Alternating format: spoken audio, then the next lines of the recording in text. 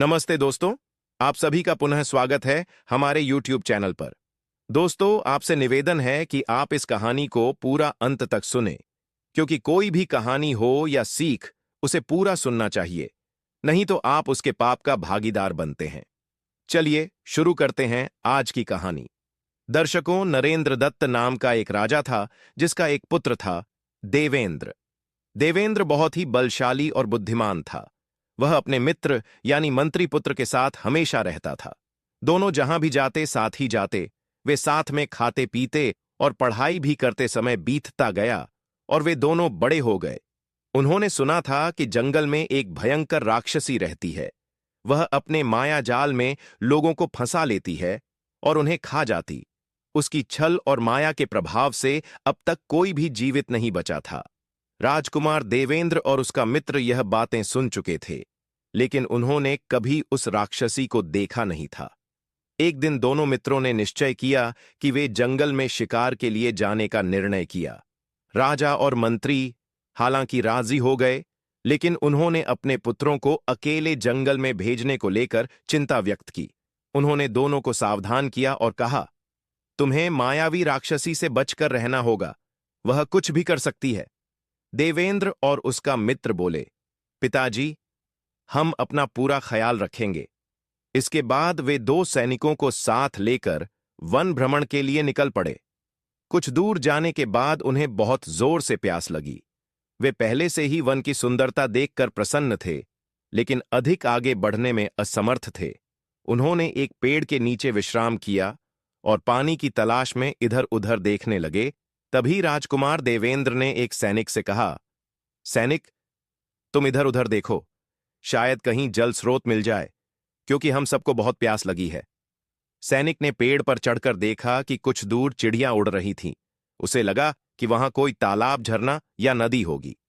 उसने राजकुमार देवेंद्र को यह सूचना दी और कहा, राजकुमार, आपको बहुत प्यास लगी है, तो आप यहीं रुकिए, मैं जल लेकर आता हूं। पहला सैनिक जल लेने के लिए आगे बढ़ा। कुछ दूर जाने के बाद उसने देखा कि वहां एक सुंदर तालाब था, जिसमें बहुत सारे कमल खिले हुए थे। तालाब के किनारे एक बहुत बड़ा पत्थर था। सैनिक ने पहले पानी पिया और फिर श्रम मिटाने के लिए उस पत्थर पर पैर रख दिया। जैसे ही उसने ऐसा किया, अचानक उस पत्थर से तेज रोशनी निकली। देखते ही देखते वह पत्थर लंबा होता गया और एक विशाल आकृति में बदल गया। अचानक वह पत्थर एक भयंकर राक्षसी में परिवर्तित हो गया। वह जोर से चिल्लाई और सैनिक को पकड़कर खा गई। कुछ समय बीतने के बाद राजकुमार देवेंद्र और उसके मित्र ने सोचा, अब तक सैनिक क्यों नहीं लौटा। चिंतित होकर राजकुमार देवेंद्र ने दूसरे सैनिक को भी पानी लाने के लिए भेजा। दूसरा सैनिक भी तालाब के पास पहुंचा और वहां की सुंदरता देखकर आश्चर्यचकित रह गया। उसने पहले पानी पिया और जैसे ही पत्थर के ऊपर अपना पैर रखा, वह पत्थर पहले की तरह लंबा होने लगा और देखते ही देखते आसमान को छू गया। फिर वही पत्थर एक विशाल राक्षसी में बदल गया, जिसने भयानक गर्जना की और दूसरे सैनिक को भी निगल लिया। समय बीत गया,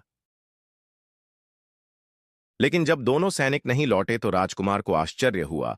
तभी उसके मित्र ने कहा, मित्र, तुम यहीं रुको, मैं जाकर देखता हूं कि वे दोनों कहां चले गए और क्या समस्या हुई है। यह कहकर मंत्री पुत्र भी पानी लाने के लिए उसी स्थान पर चला गया।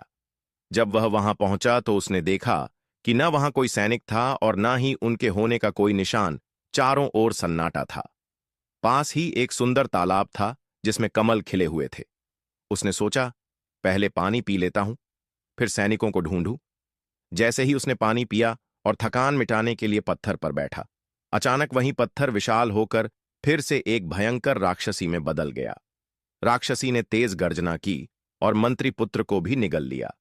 इधर राजकुमार देवेंद्र ने लंबे समय तक प्रतीक्षा की, लेकिन जब उसका मित्र भी नहीं लौटा तो वह अत्यधिक चिंतित हो गया।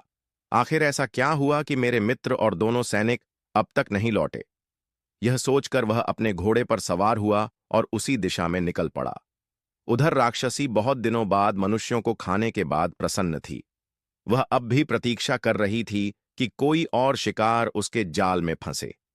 राजकुमार जब अपने प्रिय घोड़े पर सवार होकर तालाब के पास पहुंचा उसने कुछ दूरी पर खड़े होकर चारों ओर ध्यान से देखा। उसने देखा कि वहां सैनिकों के पैरों के निशान तालाब की ओर गए थे, लेकिन लौटने के कोई निशान नहीं थे। यह देखकर उसे संदेह हुआ कि जरूर इस तालाब में कुछ रहस्य छिपा है। उसने ध्यान से तालाब को देखा, लेकिन कुछ असामान्य नहीं दिखा। तभी उसकी नजर एक बड़े पत्थर पर पड़ी। उसने सोचा, यह पत्थर यहां कैसा पड़ा है। इधर राक्षसी भी राजकुमार को देख रही थी। वह सोच रही थी, यह राजकुमार कितना सुंदर है, इसका मांस कितना स्वादिष्ट होगा। कुछ समय प्रतीक्षा करने के बाद राक्षसी ने भयंकर गर्जना की और राजकुमार देवेंद्र की ओर दौड़ पड़ी। लेकिन राजकुमार पहले से सतर्क था। जैसे ही उसने राक्षसी को देखा, वह अपने घोड़े पर सवार होकर तेजी से वहां से निकल पड़ा।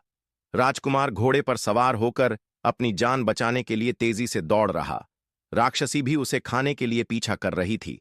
तभी देवेंद्र ने एक पेड़ के पास जाकर कहा, हे पेड़, अगर तुम सत्य हो, यदि तुम भगवान की कृपा दृष्टि प्राप्त हो और सत्य वृक्ष हो, तो तुम दो भागों में विभक्त हो जाओ। मैं तुम्हारे अंदर छिपकर इस राक्षसी से बच जाऊं। देवेंद्र की बात सुनते ही पेड़ दो हिस्सों में विभक्त हो गया। राजकुमार तुरंत पेड़ के अंदर चला गया और पेड़ फिर से एक हो गया। राक्षसी ने जब देखा कि देवेंद्र गायब हो गया, तो वह क्रोध में भरकर पेड़ को मारने की कोशिश करने लगी, लेकिन कुछ भी ना हो पाया। वह पेड़ से बाहर नहीं आ पाया और राक्षसी ने कई बार उसे मारने का प्रयास किया, लेकिन वह नाकाम रही। अंत में राक्षसी वहीं बैठ गई और राजकुमार को खाने की योजना बनाने लगी। तभी उसे कुछ सैनिकों और घोड़ों की आवाज सुनाई दी। राक्षसी ने सोचा, यह सबसे अच्छा मौका है। राजकुमार को तो मैं नहीं खा पाई, पर किसी और को खा सकती हूं। राक्षसी ने तुरंत एक सुंदर राजकुमारी का रूप धारण किया, जो अपनी सुंदरता में अद्वितीय थी। फिर वह पेड़ के ऊपर चढ़ गई और एक शाखा पर बैठ गई। इसी बीच एक राजा अपने सैनिकों के साथ शिकार करने आया था।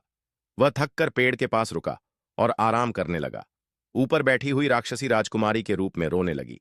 जैसे ही राजा के ऊपर उसके आंसू गिरे, वह चौंक गया और सैनिकों से पूछा, यह क्या है? सैनिकों ने कहा, यह तो आंसू है महाराज। राजा ने ऊपर देखा और आश्चर्यचकित हो गया। इतना बड़ा जंगल और उसमें एक दिव्य सुंदरता से सजी राजकुमारी पेड़ के ऊपर बैठी थी। राजा ने उसे नीचे बुलाया और पूछा, हे सुंदरी, तुम कौन हो? यहां क्या कर रही हो? राक्षसी ने कहा, मैं एक राजकुमारी हूं। मेरा घर यहां से बहुत दूर है। मैं कुछ समय पहले यहां आई थी, लेकिन अब यहां फंस गई हूं। मुझे समझ नहीं आ रहा कि क्या करूं। राजा उसकी सुंदरता से मोहित हो गया और तुरंत उसे अपनी पत्नी बनाने का प्रस्ताव दिया। अगर तुम्हें इजाजत हो तो मैं तुम्हें अपनी पत्नी बना लूं और तुम्हें महल ले चलूं। यहां बहुत खतरा है और जानवर भी हैं। राक्षसी ने सोचा, इतनी कम संख्या में लोगों को खाकर मुझे क्या मिलेगा? मैं इस राजा का राज्य लूंगी और सबको मार कर खाऊंगी।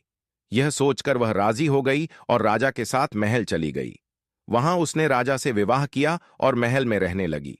वह दिन प्रतिदिन महल से बाहर जाती और लोगों को खा जाती, लेकिन उसका मन अब भी राजकुमार देवेंद्र को खाने में लगा हुआ था। एक दिन राक्षसी ने राजा से कहा, महाराज, मुझे तुमसे एक चीज चाहिए। क्या तुम मुझे वह दे सकते हो? राजा ने पूछा, हाँ, क्यों नहीं। तुम जो चाहो मैं उसे तुम्हारे लिए दिलवा आऊंगा। बताओ, तुम्हें क्या चाहिए? राक्षसी, जो अब रानी के रूप में थी, राजा से बोली, मुझे वही पेड़ चाहिए जिस पर मैं बैठी थी और जहां आपने मुझसे विवाह का प्रस्ताव रखा था। राजा ने बिना कोई शक किए आदेश दिया, उस पेड़ को काटकर यहां लाओ। राजकुमार देवेंद्र, जो अभी भी पेड़ के अंदर छिपा हुआ था, यह सुनकर घबरा गया। अब क्या होगा? अगर पेड़ काट दिया गया तो राक्षसी मुझे जरूर खा जाएगी। उसने सोचा। जैसे ही राजा के सैनिकों ने पेड़ काटना शुरू किया, राजकुमार ने उसमें लगे एक बड़े फल के अंदर छिपने की कोशिश की। जब पेड़ पूरी तरह कट गया तो सैनिक उसे महल ले जाने लगे। उसी दौरान जिस फल में देवेंद्र छिपा था, वह नीचे गिर पड़ा। संयोग से वहां से एक जमींदार गुजर रहा था। उसने फल उठाया और अपने घर ले गया। इस बीच सैनिक पेड़ को महल ले आए। राक्षसी रानी ने सभी को वहां से हट जाने का आदेश दिया और अकेले उस पेड़ की हर टहनी और लकड़ी को ध्यान से देखने लगी। राजकुमार कहाँ गया? वह पेड़ में ही था, फिर अब कहाँ छिप गया? जब उसे कुछ नहीं मिला तो वह गुस्से से चीख पड़ी। वह बचकर निकल गया। यह कैसे संभव है? क्रोध में आकर उसने पूरी लकड़ी को जलाने का आदेश दे दिया। इधर जमींदार अपने घर में उस फल को खाने के लिए रखने ही वाला था कि अचानक उसे एक हल्की आवाज सुनाई दी। मुझे यहां से बाहर निकालो, मुझे बचाओ। जमींदार चौंक गया। यह फल बोल कैसे सकता है? उसने फल को काटा और जैसे ही उसने उसे खोला, अंदर से राजकुमार देवेंद्र बाहर आ गया। यह देखकर जमींदार आश्चर्यचकित रह गया। चूंकि उसकी कोई संतान नहीं थी, उसने देवेंद्र को अपना पुत्र मान लिया और अपने घर में रखने का निर्णय किया। समय बीतता गया। देवेंद्र अब जमींदार के पुत्र की तरह पलने लगा। एक दिन उसकी मुलाकात संयोग से उस देश के राजा से हो गई जिसने राक्षसी से विवाह किया था। राजा और देवेंद्र में गहरी मित्रता हो गई। वे एक दूसरे से हर विषय पर सलाह मशविरा करने लगे और साथ में समय बिताने लगे। एक दिन जब राक्षसी महल की छत से बाहर देख रही थी, तो उसकी नजर राजा और देवेंद्र पर पड़ी। वह स्तब्ध रह गई। यह कैसे हो सकता है? यह तो वही राजकुमार है जिसे मैं खाने के लिए इतनी प्रतीक्षा कर रही थी। उसने तुरंत योजना बनाई। वह राजा के पास गई और पूछने लगी, महाराज, यह युवक कौन था जो आपके साथ बातें कर रहा था? राजा ने हंसते हुए उत्तर दिया, रानी, वह मेरा नया मित्र है। वह जमींदार का पुत्र है और हम दोनों बहुत अच्छे मित्र बन गए हैं।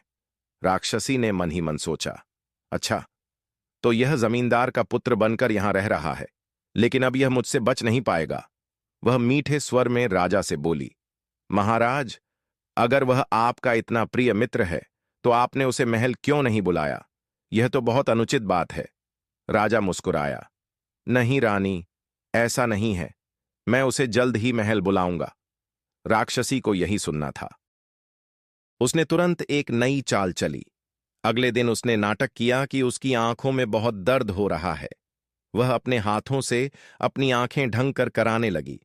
महाराज, मेरी आंखों में भयंकर पीड़ा हो रही है। कोई भी उपचार काम नहीं कर रहा। अगर जल्दी कुछ नहीं किया गया तो मैं अंधी हो जाऊंगी। राजा चिंतित हो गया। मैं अभी राजवैद्य को बुलाता हूं।